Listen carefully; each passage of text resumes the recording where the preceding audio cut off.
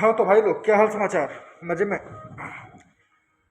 कल की कहानी अपनी यहाँ पे रुक गई थी कि मुझे बांद्रा में सीलिंग है, वहाँ पे कुछ काम मिला है। तो वहाँ के लिए मैं निकलता हूँ सुबह 4 साढ़े 4 बजे निकल जाता हूँ, क्योंकि वहाँ मुझे 7:30 8 बजे तक पहुँचना है। क्योंकि मैं मेरा रोड में हूँ और मुझे बांद्रा सीलिंग जाना है तो टाइम लगता है। मैं निकला सुबह सुबह। तो अपने रूम से रेलवे स्टेशन, मेरा रोड रेलवे स्टेशन जो है वो हल्का 1 1.5 किलोमीटर दूर था।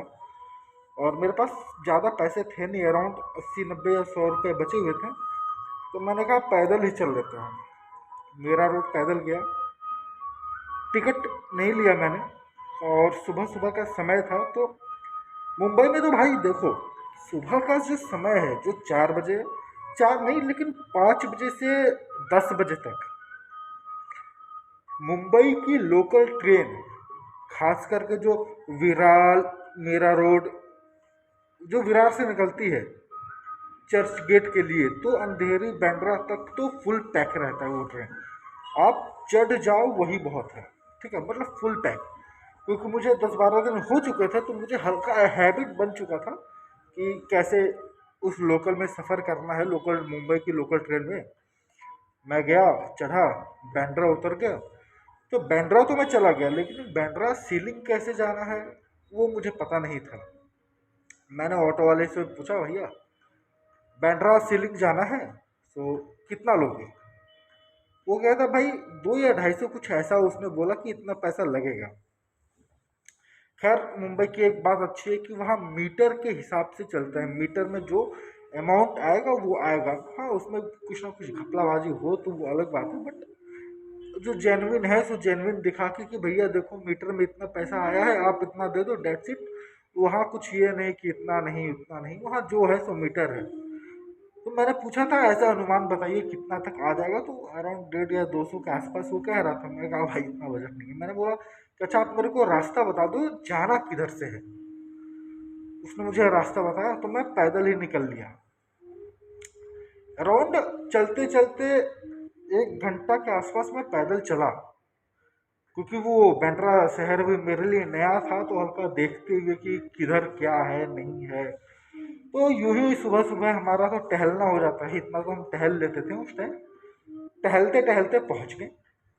उन्होंने जो एड्रेस दिया था एक टोल प्लाजा का, कि बांद्रा सीलिंग पे आइएगा, वहाँ एक टोल प्लाजा है, वहाँ पे आप पहुँच के कॉल कीजिएगा, वहीं पे वेट कीजिएगा। तो मैं वहाँ पहुँचा।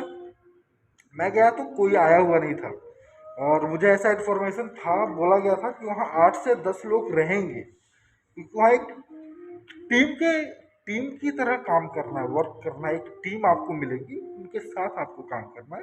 तो आप जब जाओगे तो वहाँ पहले से 8 10 लोग होंगे। मैं वहाँ पहुँचा तो उस वक्त तक कोई आया हुआ नहीं था। मैं वेट किया। फिर 1 2 लोग आए। मैंने पूछा, हाँ भाई आप आए हो तो क्या आप भी इसी काम के लिए आए हो? बोला हाँ हाँ, हम भी इसी काम के लिए आए हैं। अराउंड आधा घंटा के बाद सभी लोग आ गए थे, और जो मेन व्यक्ति था जिसने हमें बुलाया था वो भी आ गया था। तो वहीं पे एक ऑफिस जैसा कुछ तो था, बिल्डिंग, अंदर ले गया। एक बहुत अच्छा ही हॉल था, पंखे वंखे लगे हुए थे, चेयर लगे हुए थे वहाँ। हम जो 8 10 लोग थे, 12 लोग, सबको बैठाया। एंड उसने बताया कि देखो एक्चुअली हमको करना क्या है कि ये जो टोल प्लाजा है इसके आगे साइड में हमको स्टॉल लगाना है। और जो भी कार वो टोल प्लाजा से निकलेगी और जो हमारा बैनर देख के रुकेगी, उनको ये समझाना है कि तो एक फास्टैग था कि वो आप अपनी कार पे लगाओ और उसमें रिचार्ज करके रखो, तो आपको टोल प्लाजा पे वेट नहीं करना होगा। आपकी कार आएगी, देन वो ऑटोमेटिक उस फास्टैग से डिडक्ट हो जाएगा। मतलब ये अभी तो फिलहाल फास्टैग बहुत से लोगों ने लगा लिया, उस टाइम नया नया पे था, नया नया था ये फास्टैग वाला सिस्टम, नया नया लॉन्च हुआ था। तो बस वही हमको करना था। वो स्टार्ट हो गया। उन्होंने हमको समझा दिया था कि ये फैसिलिटी बतानी है, ऐसे ऐसे करना है, कोई लेगा तो ये फॉर्म फिलअप करवाना है, इतने पैसे लेने हैं, हर चीज़ हमको बता दिया गया, हम गए टोल प्लाजा की उस साइड, स्टॉल लगाए, हम 8 से 10 लोग थे एंड वो काम शुरू हुआ। रिस्पॉन्स अच्छा आ रहा था। दोपहर का वक्त हुआ, 12:30 1 बजा। तो बोला गया कि आप लोग जाइए और कुछ खा पी के आ जाइए, शाम 5 बजे तक यहाँ रहना है, 4:30 5 बजे तक, 10 आवर, 5:30 6 बजे तक। उसके बाद आप लोग फिर नेक्स्ट डे आ जाइएगा इसी टाइम पे। मैंने बोला, मैं गया खा पी के आ गया। मेरे पास जो पैसे बचे हुए थे, एक तो वहाँ खाने का बहुत दिक्कत हुआ भाई। वहाँ क्या है, वो हाईवे है, बांद्रा सीलिक वो हाईवे है। वहाँ आसपास में कोई दुकान नहीं खाने के लिए। हल्का आगे जाने पे कहीं तो पता किया मैंने, तो बोला हाँ एक ढाबा है। तो हल्का आगे जाने पे एंड रोड के नीचे उतर के हल्का सा आगे जाने पे कुछ कुछ तो मिला था, वो छोले भटूरे कुछ ऐसा मिला खाने का। वो खा के आया। शाम हुआ। शाम को जब वापस हम लोग जाने लगे तो वो जो मेन सुपरवाइजर था जिसने हमें बुलाया था, उससे मैंने मिला। उसको मैंने बताया कि देखिए ऐसा ऐसा हमारी बात हुई थी, तो आप मुझे आधा पेमेंट आज का आप मुझे अभी कर दो, बाकी जो आधा पेमेंट है वो बाद में देना। मतलब मेरा डेली का ये शेड्यूल रखो कि आप मुझे 250 से 300 रुपये डेली दे दिया करो, बाकी का जो पैसा है वो आप मुझे काम खत्म होने का जो भी हफ्ता दिन काम चलेगा उसके बाद आप मुझे पे करना। तो उसके लिए मैंने उसको मना लिया था। तो उसने फिर वो आधा पेमेंट मुझे किया शाम को ही। शाम को फिर मैं बांद्रा रेलवे स्टेशन पहुंचा, पैदल ही टहलते टहलते, अपना कुछ था नहीं भाई, यूं ही पैदल निकल लिए, चल रहे हैं आधे घंटे 45 मिनट में बांद्रा रेलवे स्टेशन आ गया। शाम को भी मुंबई की लोकल ट्रेन्स में इतनी गर्दी होती है। अच्छा, ये जो गर्दी है ना, गर्दी भी मुंबई की लैंग्वेज है। मैंने ये वहीं से मुंबई से ही सीखा गर्दी बोलना। भाई साहब पूछो मत। अगर अगर जो फर्स्ट टाइम कोई मुंबई जाए ना, फर्स्ट टाइम, और जो फर्स्ट टाइम मुंबई की लोकल ट्रेन में बोले कि मैं चढ़ जाऊंगा, तो उसको सुबह 6 7 8 बजे का टाइम दो, बोलो जाओ विराल स्टेशन, विराल वहाँ जाके चढ़ो। या तो शाम को उसको बोलो 8 9 बजे अंधेरी से चढ़ जाओ, हैं बांद्रा से चढ़ के दिखा दो फिर, या अंधेरी से चढ़ के दिखा दो फिर उनको पता चलेगा। भाई बहुत, मैं तो चढ़ नहीं पाता था। मैं बस आप गेट पे खड़े हो जाओ, फिर ऑटोमेटिक अंदर आप खुद चले जाओगे, ऐसा धक्का मुक्की होगा। चलो वो तो खैर बात की बात है। फिर मैं वापस आया, मीरा रोड आया, फिर रूम पे गया, कुछ पैसे थे अब जेब में, तो इधर रास्ते में ही खा पी के रूम पे गया, मस्त होके सो गया। सुबह फिर वही, सुबह 4 बजे उठा मैं, फिर वही पैदल अपना निकल लिए मीरा रोड, लोकल ट्रेन ली और बांद्रा गया, वहाँ काम किया। फिर शाम, मतलब हफ्ता दिन यही सीन चलता रहा, ठीक है। अब आखिरी दिन जो उसका था, लास्ट डे उस इवेंट का, उस साइड इवेंट बोला जाता है, कुछ भी प्रोग्राम हो रहा है, ऐसा कुछ हो रहा है तो उसको बोलते हैं ये इवेंट है, ये काम करना है, इवेंट होता है। उस इवेंट का वो लास्ट डे था।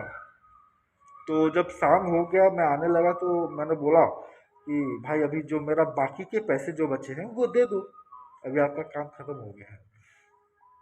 वो कहता है कि ऐसा नहीं होता है, बाकी के पैसे आपको 3 से 4 दिन के बाद मिलेंगे, 3 4 दिन के बाद आप मुझे कांटेक्ट करना, मैं आपको दे दूंगा। मैं बोला ये बहुत अच्छी बात है, इसने तो लूट लिया भाई। लेकिन मैं वहां उसको ज्यादा कुछ बोल भी नहीं सकता।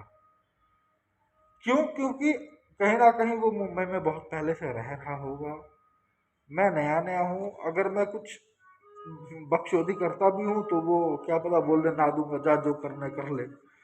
तो मैं कुछ करने के हालत में भी नहीं था। बोला ठीक है सर, मैं आपको 3 4 दिन में कॉल करता हूँ, आप मुझे कर लेना। हल्का माइंड में टेंशन था यार कि अराउंड 3,500 4 हज़ार रुपये मेरे फंसे थे उसके पास। अभी जहाँ मेरे पास 1 रुपया नहीं था मुंबई जैसे शहर में, उसी शहर में 8 दिन बाद, 8 से 10 दिन बाद आपका 3,500 4 हज़ार रुपये कहीं फंस गया हो, तो आप अनुमान लगा सकते हो कि मैं क्या टेंशन रहा होगा। मैं कहा यार ये अब देगा नहीं देगा, देगा नहीं देगा। उधर ही फिर मैं बैंड्रा घूमने लग गया। आने में हल्का लेट हो गया, तो मुझे एक कॉल आया मेरे नंबर पे। अच्छा, मेरे पास मोबाइल भी वो सिंपल सा था, कुछ वो हाई फाई मोबाइल नहीं था। अननोन नंबर था, मैंने उठाया, हाँ हेलो कौन? बोला मैं ये बोल रहा हूँ। सॉरी, बीच में वीडियो काटने के लिए। एक्चुअली क्या हुआ ना, गलती से मेरे जुबान से मेरा नाम निकल गया था, असली नाम निकल गया था। हाँ, तो मुझे कॉल आया, मैं बोला हेलो। बोला हाँ, तो आप ये बोल रहे हो क्या? मैं बोला हाँ। तो होता है आप अभी तक रूम नहीं आए? रूम नहीं आए, हाँ रास्ते में हूँ। आपका? बोलता है नहीं, मैं इसी रूम में आज नया नया शिफ्ट हुआ हूँ, तो मैंने पता किया कि यहाँ कौन कौन रहता है, तो पता चला आप भी रहते हो। अभी तक आप आए नहीं, तो सोचा आपको कॉल कर लूँ। मैंने कहा बट आपको मेरा नंबर मिला कहाँ से है? वो नहीं है, रूम वाले से लिया। बोला हाँ, अभी मैं रास्ते में हूँ, 10 मिनट में पहुँच रहा हूँ।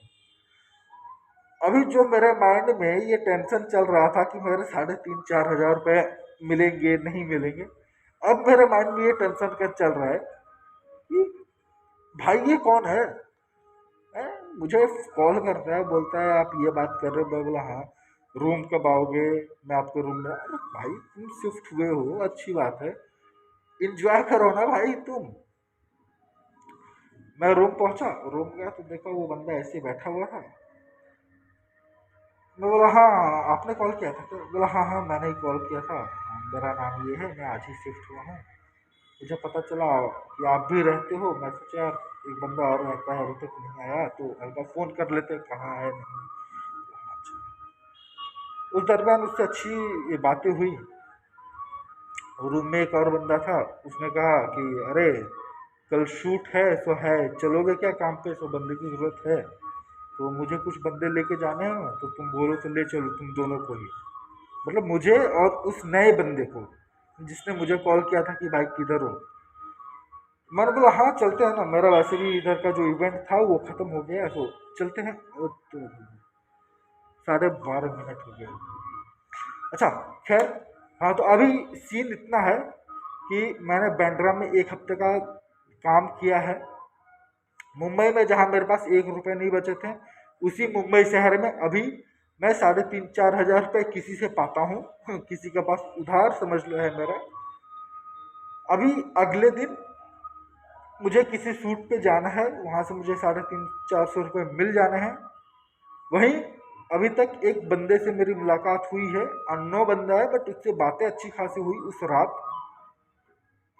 अब अगले दिन मैं शूट पे जाता हूँ या नहीं जाता हूँ। खैर मैंने उसको हाँ तो कह दिया कि ठीक है चलते हैं, बट मैं शूट पे जाता हूँ या नहीं जाता हूँ, या उसके बाद मैं क्या करता हूँ, क्योंकि मैंने जो रूम रेंट, जो रूम मालिक है उसको भी दिया हुआ समय अब ख़त्म हो रहा है। तो अब मैं क्या करने वाला हूँ, या अब मैं क्या करता हूँ, या आपके हिसाब से अब मैं क्या करूँगा,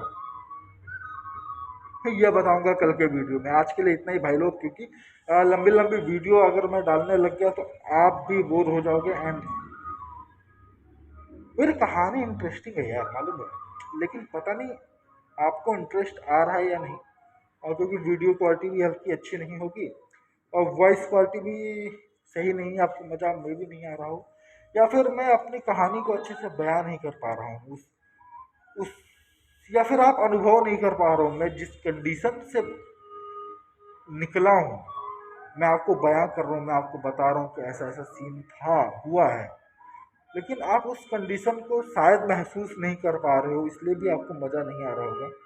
अगली वीडियो में मैं कोशिश करूंगा कि आपको वो कंडीशन, जिस कंडीशन में मैं था, उस कंडीशन को महसूस कराने का। भले 10 मिनट में मैं अपनी कहानी का एक छोटा सा हिस्सा ही आपको बता पाऊँ, लेकिन अगली वीडियो से मैं कोशिश करूंगा कि आपको महसूस हो कि मैं किस कंडीशन में था। आज के लिए इतना ही, मिलते हैं कल।